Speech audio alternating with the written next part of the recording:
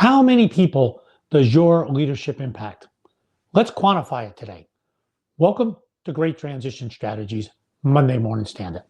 5 minutes to get your week off to a great start. So, to give you something to help make you a better leader so you can love what you do. Think about a still pond that's out there and you throw a pebble into it. Circles, you get those concentric circles, really strong, close, but they go out.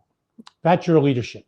You have a very big impact on those that are close to you, but it goes out a long way. Have you ever tried to quantify it? I have. I've done it with a group, and let's use that methodology today. First, let's start with this. Best leader you ever worked with? We've done this before. What was the impact they had on you? How did they make you feel? Where did you talk about those individuals? Did you talk about them at home, at work, at lunchtime, happy hour?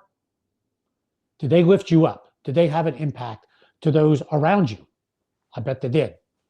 Worst leader you ever had? How did they make you feel? When and where did you talk about those individuals? Did they have an impact on those around you? Family members, colleagues, friends? I bet they did.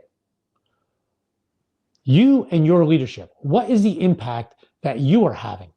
When individuals are talking about you, are they talking about you positively because you lifted them up? Or are they avoiding you? Have you made a negative impact? Let's take a look at, use this methodology to think about the total impact that you're having on other individuals.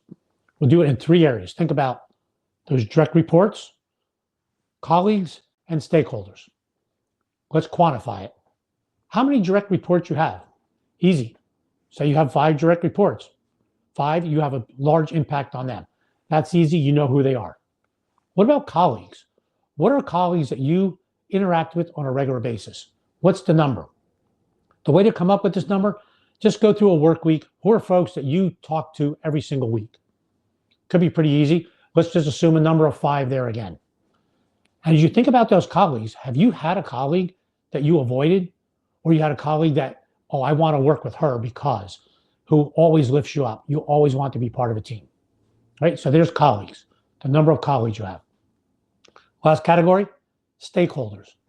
What are stakeholders?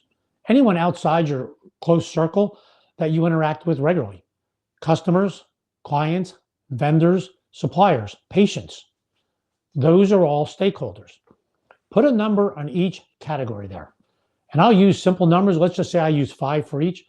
So there's 15 that I have an impact with directly. The number is 15, and that's probably a low number.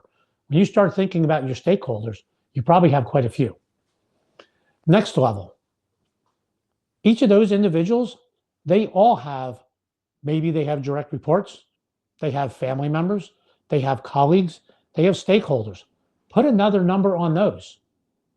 When you start doing that, it is incredible how quickly that number grows. If you just estimate small numbers, 3 for each of those, that's only 15 times 3, 45. Double it, 90. That's almost 100 people. I'll bet your leadership has an impact on more than 100 people, is my guess. How you interact with individuals has an impact well beyond just those close direct reports. Take time, quantify it, and understand the impact that you're having. I did this simple exercise with a group of high potentials. And at the end, we talked about what was the most impactful exercise we did that you learned from. One individual said that exercise made a huge difference on how he thinks of his leadership. He never thought much further beyond just those he had as direct reports.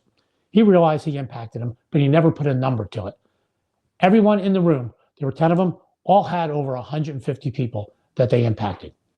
What about you? Hope you found that helpful. See you next Monday morning, 8:30. Have a great week.